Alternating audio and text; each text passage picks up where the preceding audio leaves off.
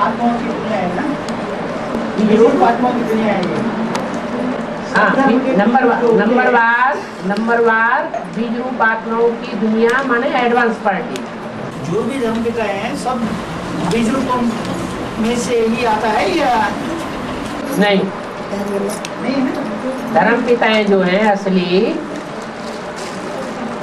जैसे परमात्मा बाप इस सृष्टि पर आते हैं तो उसमें असली बाप कौन है? बेहद के दो बाप हैं, उसमें असली बाप कौन है और वास्तव में जो नकली है, कभी कोई रूप धारण करता है, वो कौन है? हैं तो दो बेहद के बाप। असली बाप शिव, परम पिता शिव है। आदर्श असली बाप परम पिता शिव है, जो कभी रूप बदलता नहीं और जिसमें प्रवेश करता है वो रूप बदल जाता है। ऐसे ही ऊपर से आने वाली आत्माएं जो परम धाम से डायरेक्ट इस सृष्टि पर उतरती, वो अपना रूप कभी नहीं बदलती। वो क्रिश्चियन से बदल करके कभी देवता नहीं बनेंगे, चाहे इब्राहिम हो, बुद्ध हो, क्राइस्ट हो, गुरु नानक हो, वो कभी कन्वर्ट नहीं होते और उनके जो पक्के फॉलोअर्स होंगे वो भी कभी कन्वर्ट नहीं होंगे। हाँ, वो जिनमें प्रवेश करते हैं वो कन्वर्ट हो जाते हैं। तो उन कन्वर्ट होने वालों के फॉलोअर्स भी होंगे, वो भी कन्वर्ट हो जाते हैं। हाँ जी, पूरी बात समझ में नहीं आई है? जो बीज रूप यहाँ होते हैं ना, हाँ जी, वो सब पुरुष तन का ही होता है या स्त्री तन का भी होता है? बीज रूप से कनेक्शन स्त्री पुरुष का नहीं है, जगदम्बा है, रुद्रमाला का बीज है, स्त्री चोला है, लेकिन स्वभाव संस्कार पुरुष का है। कोई जगदम्बा को कंट्रोल करना चाहे जीवन भर के लिए, ये कतई संभव ही नहीं।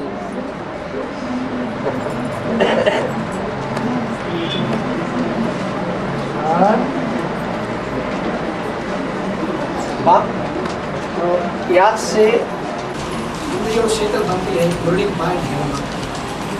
तो इंद्रियों में खास इंद्रिया है, काम इंद्रिया जो बर्फ की जो लिंग दिखाती है ना, वो उसका यादगार है। वो बाप के समान भी कुछ आत्मा ही बनते हैं, बना इंद्रिय। और कोई देवता का कामेंद्रिय नहीं पूजी जाती है। माना कोई भी देवात्मा इस स्टेज पर नहीं पहुंचती है जो 100% कामेंद्रिय को जीत पाए।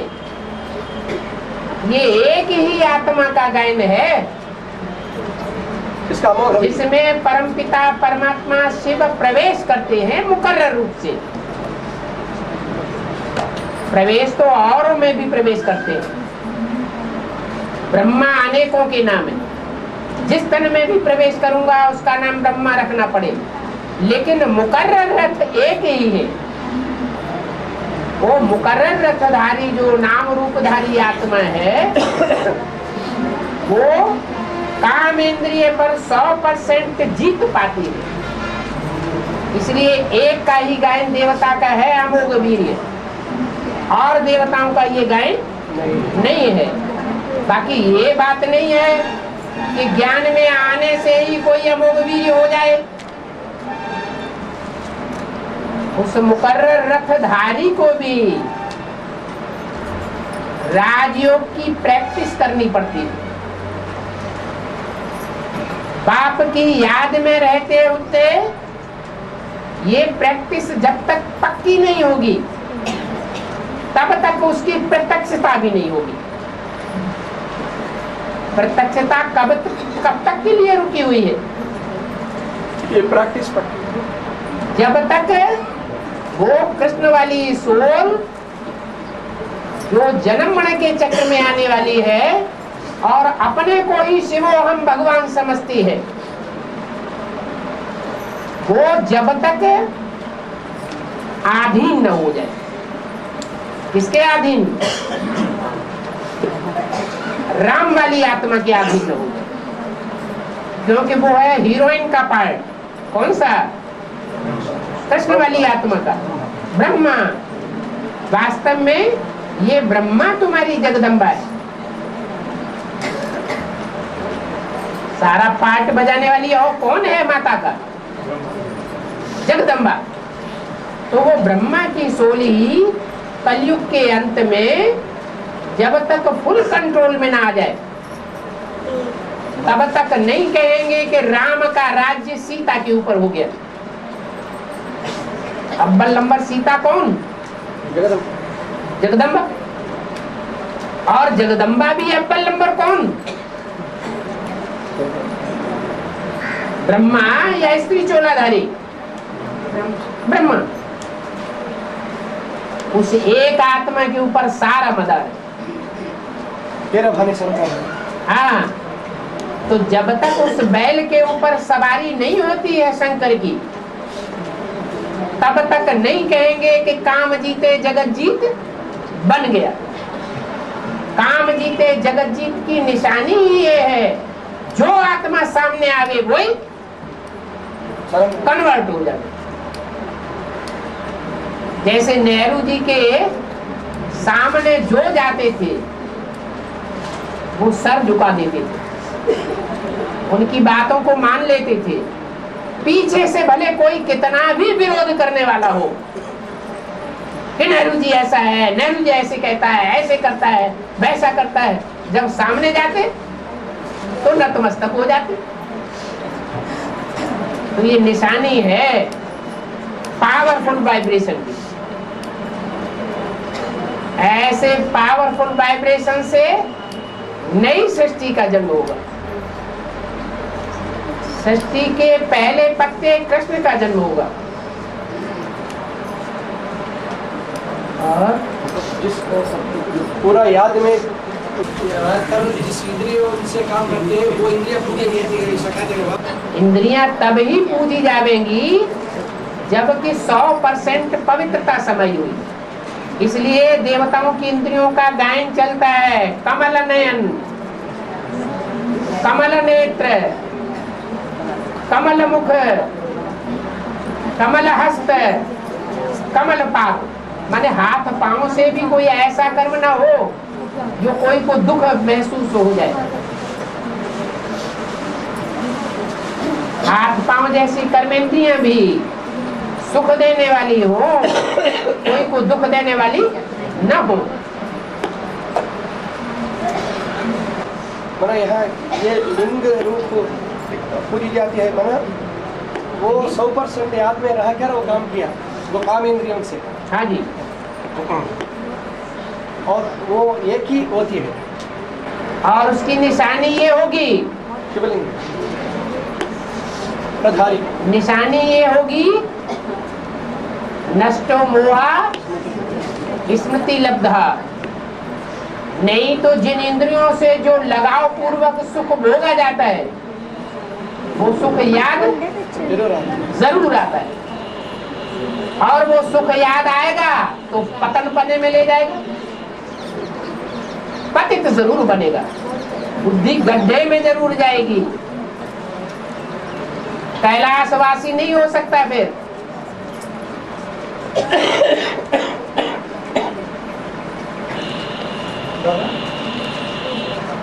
बात तो वायदा है, साथ रहेंगे, साथ चलेंगे, साथ ले जाऊंगा बोल के।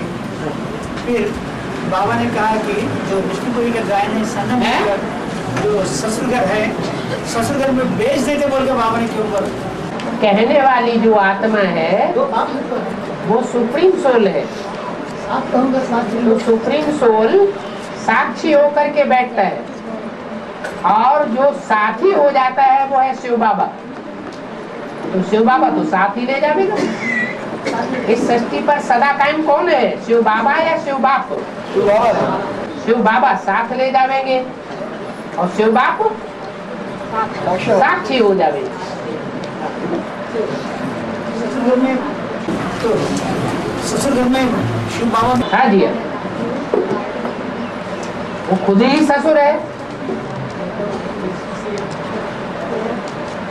अरे घर जो बनाया जाता है वो ससुर बनाता है बहू बेटों के लिए, या बनाने वाला कोई और होता है? ससुर ही घर बनाता है। तो नई दुनिया बनाने वाला कौन प्रैक्टिकल में? रचयिता कौन? रचयिता सुप्रीम सोल ज्योति बिंदु को थोड़ा ही कहेंगे। रचयिता तो साकार होना चाहिए।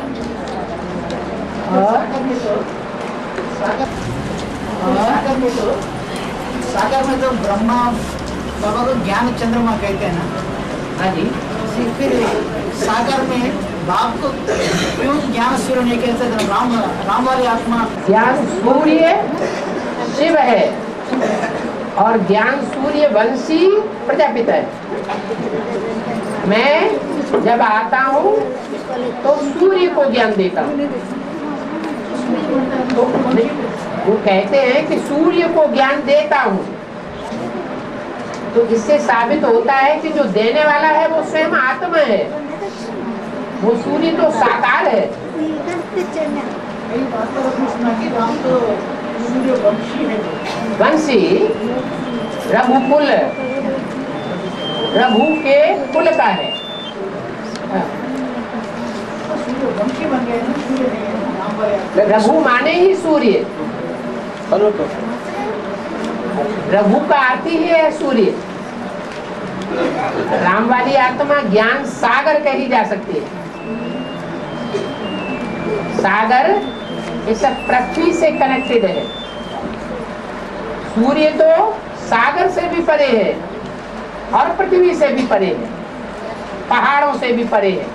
पहाड़ों में जो सबसे बड़ा पहाड़ हिमालय पहाड़ है, हिमालय बर्फ का घर है, उससे भी परे है।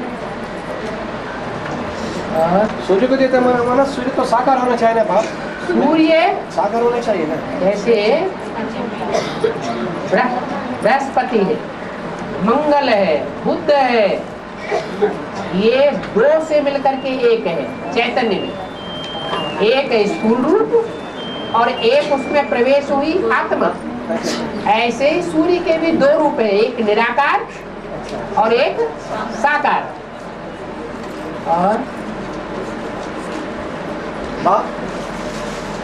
जब प्रजापिता वाली आत्मा धर्म में जाती है, हर एक धर्म में जाकर राज्य स्थापना करते हैं। हर एक धर्म में कन्वर्ट नहीं होती है, कन्वर्ट है जाकर हर धर्म में जाकर के हर धर्म वालों को राजाई का फाउंडेशन डालने के लिए जाती है। वो पक्का प्रमुख है। हाँ जी। वो जब वो संन्यास धर्म में जब जाती है तो शंकराचार्य को खंडन करने के लिए, जो अद्वैत को खंडन करने के लिए, नहीं, जो संन्यास धर्म में जो जब जाती है, संन्यास धर्म में शंकराचार्य जब आए हैं, उसको आदि शंकराचार्य, वो अद्वैत को खंडन उस करते हैं। समय उनकी गद्दियां नहीं होती थी। संन्यास धर्म की गद्दी नहीं चली थी शुरुआत में। उन्होंने घूम घूम करके चारों दिशाओं में 4 मठ स्थापन किए। बाद में उनके गद्दियां स्थापन हुई। तो गद्दी स्थापन करने का काम भी प्रजापिता का। वहाँ प्रवृत्ति नहीं होती है बाप, क्योंकि संन्यास धर्म को प्रवृत्ति नहीं होती है। प्रवृत्ति तब प्रवृत्ति पूरा प्रवृत्ति नहीं है। आद्य शंकराचार्य था वो बाल ब्रह्मचारी था। बाद के सन्यासी सब बाल ब्रह्मचारी नहीं होते हैं। और उसको भी प्रवृत्त होते हैं। हाँ जी, मध्वाचार्य के रूप में होते हैं। मध्वाचार्य के रूप में। हाँ जी, हाँ जी। और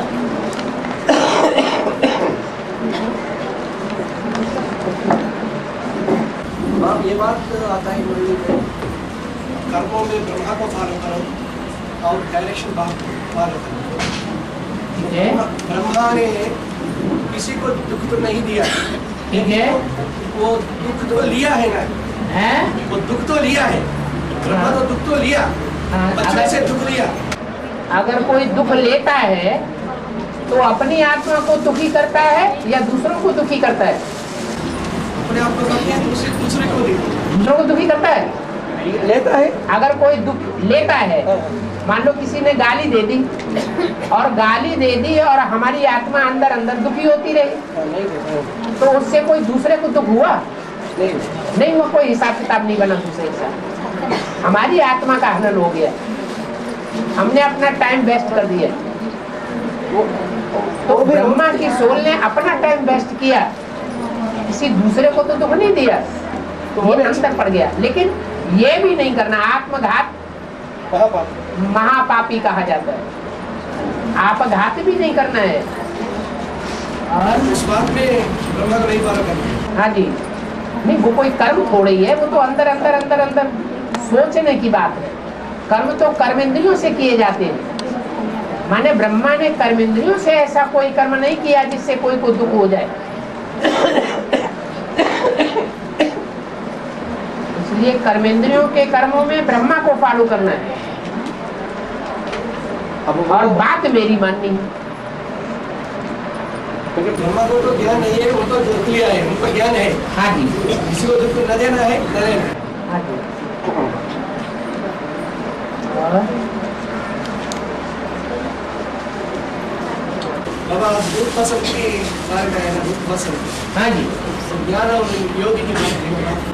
बसंत ऋतु में फूल खिलते हैं, उनकी सुगंध चारों ओर फैलती है। ऐसे ही ये ज्ञान की दुनिया है जिसमें अच्छे और खुशबू वाले और बदबू वाले दोनों प्रकार के फूल खिलते हैं। तो जो खुशबू देने वाले फूल हैं वो बसंत ऋतु बनाने वाले हैं। बसंत माना खुशबू देने वाले, चारों तरफ दिव्य गुणों की खुशबू फैलाते हैं।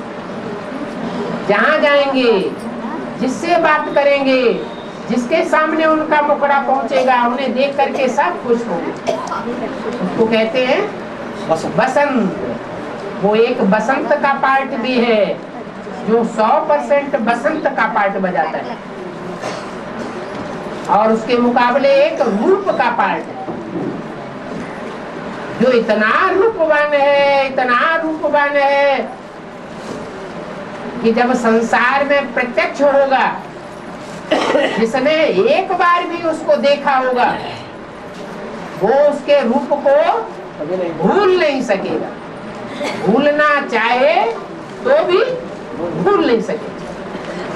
जैसे बाबा कहते हैं अभी समस्या ये है, कैसे याद करें, माया बार बार भुलाई देती है। फिर क्या होगा, फिर समस्या ये हो जाएगी देखने वालों की कि जिसने देखा है वो उसको छवि को भूल नहीं सकेगा। कैसे भूले, ये कहाँ मुसीबत पड़ गई, आफत पड़ गई पीछे, ये स्थिति हो जाएगी। तो बताओ वो रूप कौन है और बसंत कौन है? बाप और ब्रह्मा हैं? बाप और ब्रह्मा, माँ बाप। आधा सच्चा आधा गड़बड़ा है। बताओ रूप कौन है और बसंत कौन है? वसंत वैष्णव है। हाँ, रूप है प्रजापिता ब्रह्मा और बसंत है दिव्य गुणों की खुशबू फैलाने वाली नारायणी वैष्णवी नारायणी।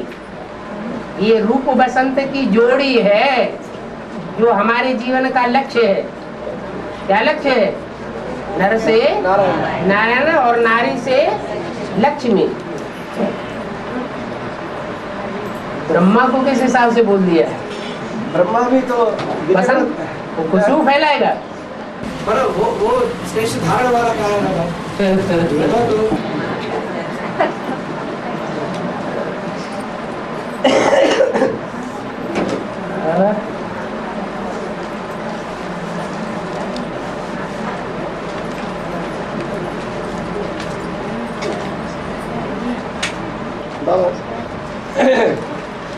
बाप की वारस है, बाप की वारस है, मुरली के पाइट बाप की वारस है, बाप का प्रजा है और बाप का भक्त भी है। जो भक्त बनते हैं वो उनको शरीर जरूर छोड़ना पड़ता है। वो अंत में जो आदि पापात्मा आदि पुण्यात्मा जो 4.5 लाख है उसमें वो भक्त नहीं होते ना, वो सभी ज्ञानी आत्माएं हैं ना, तब वो भक्ति की बात क्यों है? बाप की बात क्यों है? तो बाप की भक्त भी है, वारस भी है, प्रजा भी, वो सही बात, लेकिन भक्त भी होती है ना बाप को। वो 4.5 लाख में नहीं है, तो सभी ज्ञानी तो आत्मा है ना अंत में जो नहीं। 4.5 लाख में सब धर्मों की आत्माएं हैं बीज रूप, लेकिन उन बीज रूपों में जो सिर्फ सूर्यवंशी और चंद्रवंशी बीज है वही ज्ञानी वो प्रजा है, और इस्लाम धर्म में कन्वर्ट होने वाले बीज हैं तो भक्ति का फाउंडेशन जरूर डालेंगे। ऐसा हो नहीं सकता जो भक्ति को छोड़ दे, चाहे इस्लाम धर्म के हो, बौद्ध धर्म के हो, क्रिश्चियन धर्म के हो, कोई धर्म के बीज क्यों न हो, उनका छिलका ही इस प्रकार का है कि वो भक्ति को पूरा छोड़ नहीं सकते। तो उनका लक्षण कैसा दिखा पड़ता है? तो लक्षण कैसा दिखा पड़ता है स्थूल रूप में? वो देखने से ही, उनके प्रैक्टिकल जीवन से ही पहचान में आवेगा। और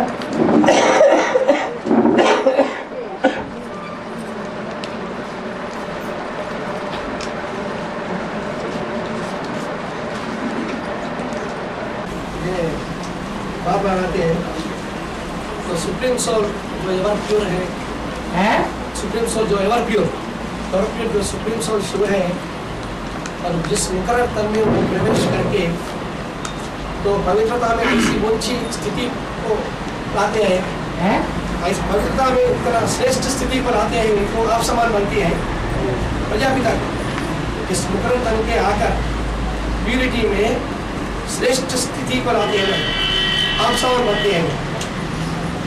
वो इतनी श्रेष्ठ संस्कार सुप्रीम सोल अपने संग के बनाते हैं या हर आत्मा अपने पुरुषार्थ से बनती है?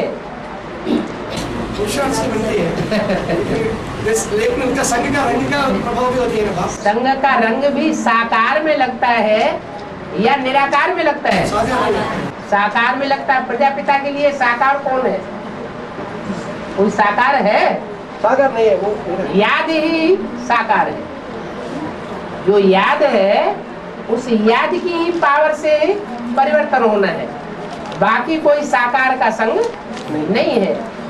बच्चों के लिए ये फायदे है विशेष कि बच्चों को साकार का संग मिलता है, इसलिए सहज हो जाता है।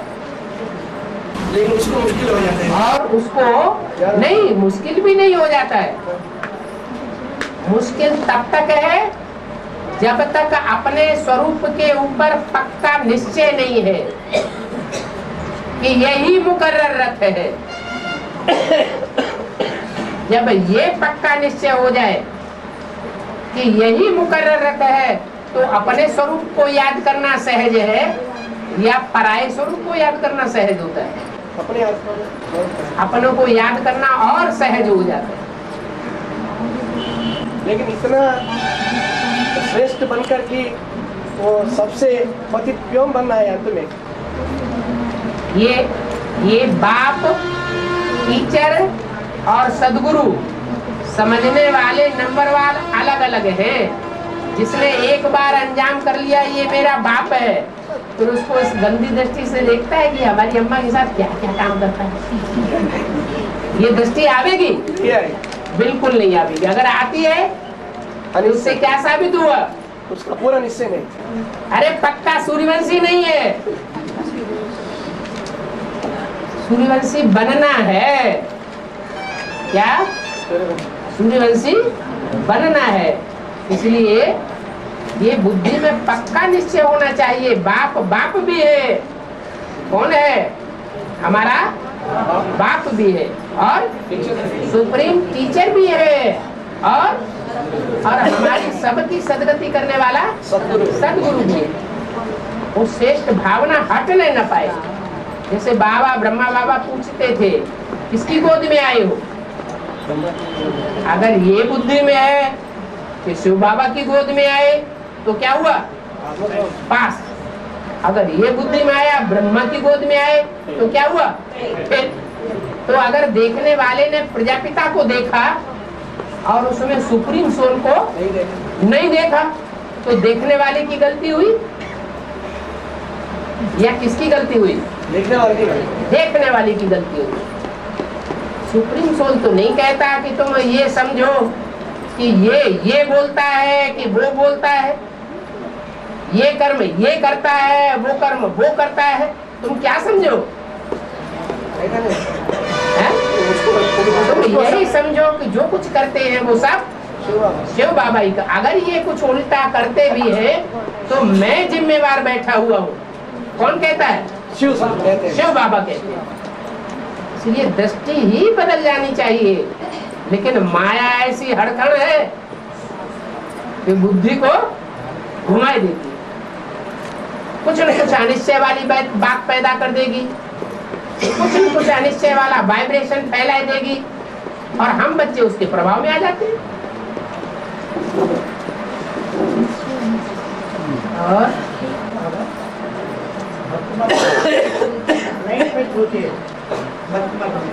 बिना समझे करते रहते हैं। यहाँ भी लाइट फेट वाले होते हैं, जो बाबा ने कहा तो कर लेना बस, इसका समझ तो नहीं समझते, फिर बाबा ने कहा तो करना ही है बोलते। अगर निश्चय बैठ गया, अंदर क्या है? अगर निश्चय बैठ गया 100%, तब तो ठीक है कि भगवान ने ही डायरेक्शन दिया है, भगवान ने ही कहा है तो कर लेने को कोई हर्ज है? अरे जिसको ये 100% निश्चय हो गया कि हमें साक्षात भगवान मिल गया, अर्जुन को साक्षात निश्चय हो गया, कौन बैठा है हमारे सामने? कौन खड़ा है? साक्षात भगवान खड़ा है, विराट रूपधारी। तो जो कहेगा सो नहीं करेगा है? अगर कहेगा सो करेगा तो निश्चय बुद्धि, और वो कहे और वो ना कर दे, मैं ये नहीं कर सकता, तो अनिश्चय बुद्धि। वो किया तो फिर ब्लाइंड फेथ से ही किया ना। ये ब्लाइंड फेथ हुआ। ब्लाइंड उसे कहा जाता है जो समझे बिगर मान ले कि हमारा बाप है। यहाँ तो समझ लिया ना उसने कि ये भगवान बाप है, और यहाँ अभी ये पक्का है कि जब तक कृष्ण की आत्मा नहीं समझेगी तब तक कोई भी समझेगा ही नहीं। पहले पत्ते ने नहीं समझा तो फिर और पत्ते पहले कैसे समझ लेंगे?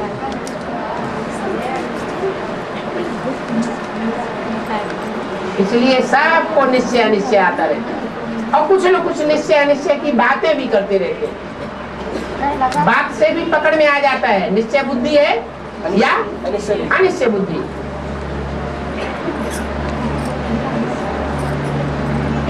और बाबा बाल टाइम होने में जो बूढ़े माता इनको भारी प्राप्ति होती है, बूढ़े माता को भारी प्राप्ति होती है, पानेली माताओं को और बूढ़ी माताओं को प्राप्ति भारी है। हाँ जी, लेकिन तो उनको भावना जास्ती होती है तो ज्ञान नहीं होती है। बिना सही ज्ञान एक्यूरेट याद आ सकती है क्या? है बिना ज्ञान अगर ममत्व को मिटाया तो बिना ज्ञान अगर मगर भी तो लगा दिया बाद में। माताओं के लिए अगर कौन सा लगा दिया, परंतु कौन सा लगा दिया? ममत्व मिटा। हाँ, अगर ममता के ऊपर उन्होंने जीत पाली, मोह के ऊपर जीत पाली, मेरा के ऊपर जीत पाली, तो बहुत ऊंच पद पा सकते हैं। मतलब वो याद एक्यूरेट होता है बाप है, वो याद तो एक्यूरेट होता है। हाँ, अगर ममत्व के ऊपर जीत पाले तो वो उसमें सारे ज्ञान है।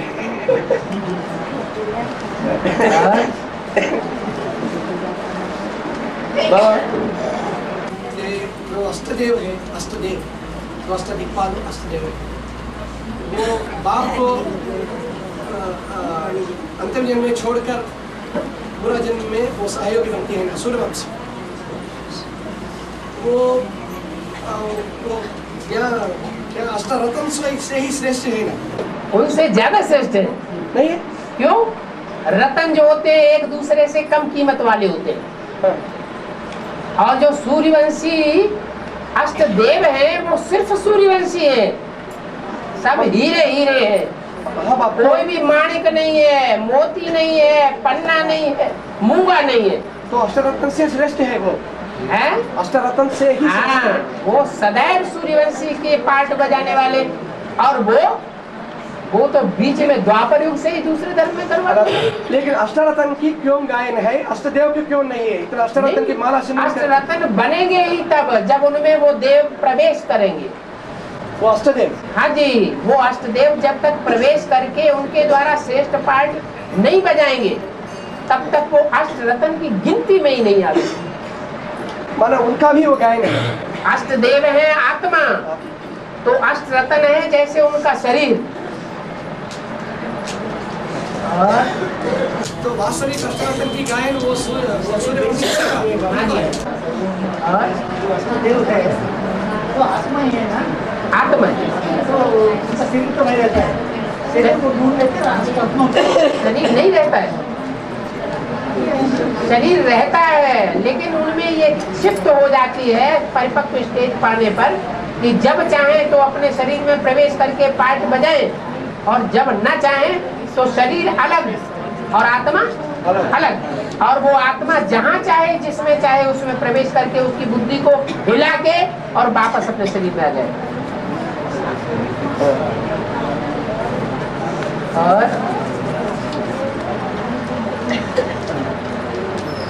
बाबा ये मंगल मूर्ति की बात है ना, तो कहा है बाप जगन्नाथ मंदिर में बाहर में नग्न मूर्ति को दिखा दे, नग्न मूर्ति को मुरली में बाइट आती है गवर्नमेंट नग्न मूर्ति को बाहर कहा जगन्नाथपुरी में तो बाहर मंदिर है, जगन्नाथ के मंदिर में बाहर जो मूर्तियां रखी हैं और कोणार्क मंदिर में जो बाहर मूर्तियां रखी हैं वो नंगी मूर्तियां दिखाई गई हैं, अश्लील। हाँ बाबा, हाँ, लेकिन वो पॉइंट आती है मुरली में तो गवर्नमेंट की इतनी ताकत नहीं है उसको निकालने के लिए। हाँ जी, लेकिन बाबा ने कहा है तो कोई गलत काम किया इसलिए उसको बाहर रखा है, मंदिर में अंदर में नहीं रखा है। हाँ, जब तक संपन्न नहीं बनेंगे हाँ, तब तक स्वर्ग जैसा जो मंदिर है उसमें प्रवेश करने लायक नहीं है, तब तक वो पुरुषार्थी जीवन है, हाँ। संपन्न जीवन नहीं कहा जाएगा। तब गवर्नमेंट को क्यों नहीं ताकत है उसको निकालने के लिए? क्योंकि वो गवर्नमेंट को इसलिए ताकत नहीं है कि वो सच्चे पुरुषार्थी हैं संपन्नता की स्टेज को पाने के लिए, और दुनिया में कोई भी इतने सच्चे पुरुषार्थी नहीं जो मनुष्य से देवता बनने का पुरुषार्थ कर रहे हो। इसलिए इसका ताकत नहीं है। हाँ जी,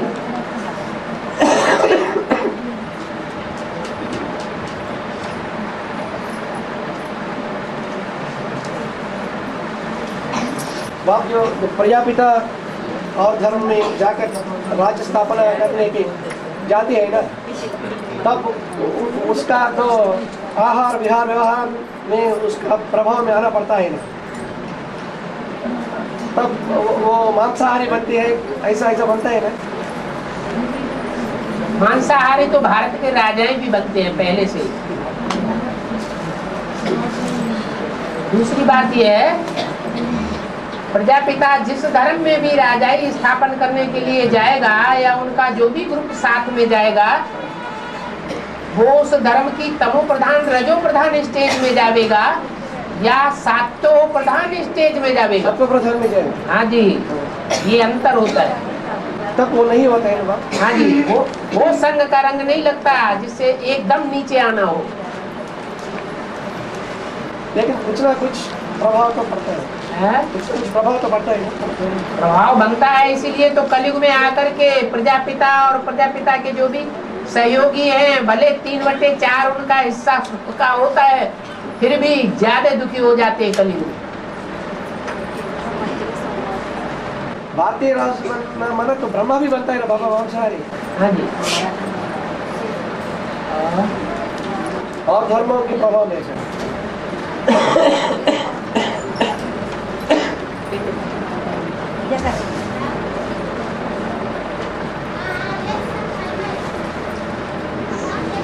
बाबा देवता कैसे धारणा? देवता बनना है तो दैवी गुण धारण करना पड़ता है, और देवता गुण कैसे धारण करें, ये प्रश्न आया। पहली बात तो ये है कि जो देव आत्माएं होती हैं उनको ये प्रश्न नहीं आएगा कि देवता बनना पड़ता है। क्या पड़ता है माने जैसे मजबूरी हो गई। उनके जीवन में देवता बनने की जैसे ललक लगी हुई होगी, बनना ही है, बनना पड़ता है, ऐसे कोई बंदिश महसूस नहीं होगी, उनका सहज राजयोग होगा। और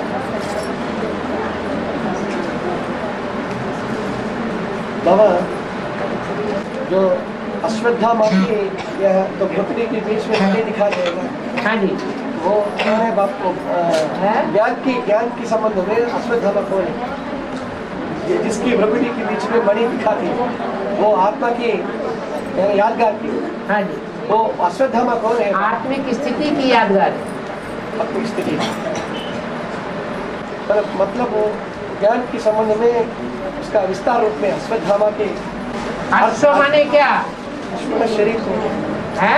अश्व माना क्या घोड़ा है क्या? अश्व माने मन रूपी घोड़ा। इत्थ माना क्या? स्थिर माने आत्मा रूपी घोड़े को स्थिर कर दिया। और नाम पड़ गया अश्वत्थामा। अश्वत्थामा को माँ के ऊपर ज्यादा रिगार्ड था या द्रोणाचार्य बाप के ऊपर ज्यादा रिगार्ड था? बाप के ऊपर, द्रोणाचार्य है? द्रोणाचार्य के ऊपर नहीं, माँ के ऊपर। माँ के ऊपर ज्यादा रिगार्ड था। उनको फिर भी बहुत से प्रश्न पैदा होते थे पिताजी के ऊपर। एकलव्य का कंगूठा काट लिया हाँ। तो भी उनको प्रश्न पैदा हुआ, ये क्या किया, ये तो अन्याय कर दिया।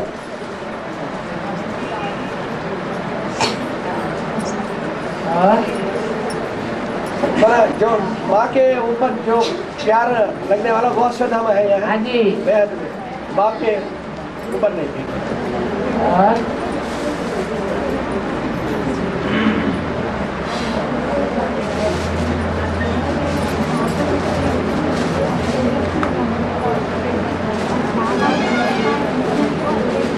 और ये देवता ये अहिंसक कहा जाता है। हाँ जी, काम कटारी नहीं होती है, क्रोध विकार नहीं चलते। तो काम कटारी की हिंसा मतलब है समझता वो कमजोर होना, शक्ति क्षरण होना, उसको कह रहा है बात हिंसा। एक विस्तार रूप में कोई क्या है? हाँ, विस्तार रूप में और कुछ क्या है? सूक्ष्म हिंसा काम कटारी। काम विकार की शुरुआत ही कहाँ से होती है, किस इंद्रिय से? है? हाँ, भ्रष्ट इंद्रियों से ही कामना की शुरुआत होती है। उससे पहले जो स्थिति होती है उसको काम विकार नहीं कहेंगे। जो काम विकार है वो मार करने वाला है।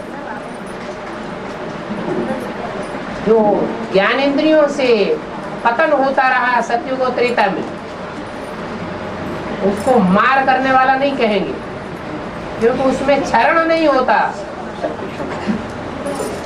शारीरिक स्थूल क्षरण नहीं हुआ। और द्वापर युग से शारीरिक स्थूल क्षरण होने लगा, शक्ति क्षीण होने लगी, इसलिए उसको पतित कहा गया। पतित माना ही नीचे गिरना।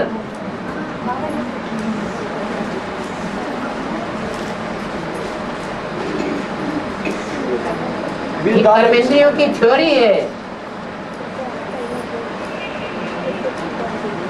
शिवलिंग जलाधारी में ही रखा रहता है, उसको कोई पतित नहीं कहता। क्यों नहीं कहता? क्योंकि शक्ति शरण नहीं होती। क्योंकि भला कीचड़ में है, गड्ढे में है, तो भी गड्ढे में वो शक्ति क्षीण नहीं होती, इसलिए उसको पतित नहीं कहेंगे, वो एवर प्योर है।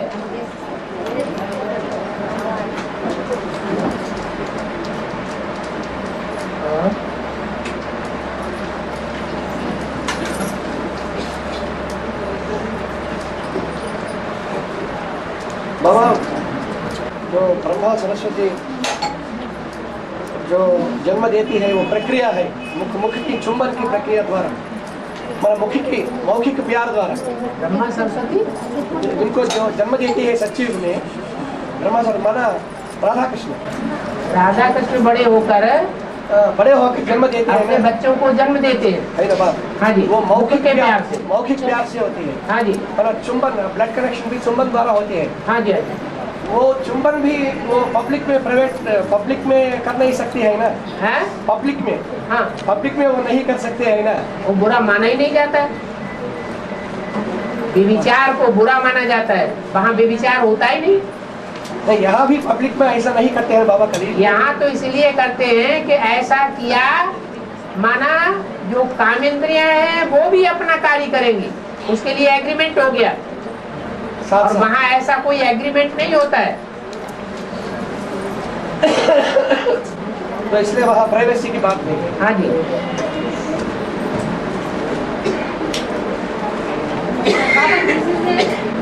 किसी से लेन देन नहीं करना पड़ता है? किसी से लेन देन नहीं करना है, बोला ना। हाँ, लौकिक संबंधियों से भाई बहन होता है ना गृहस्थ में, उनसे ही मना है ना।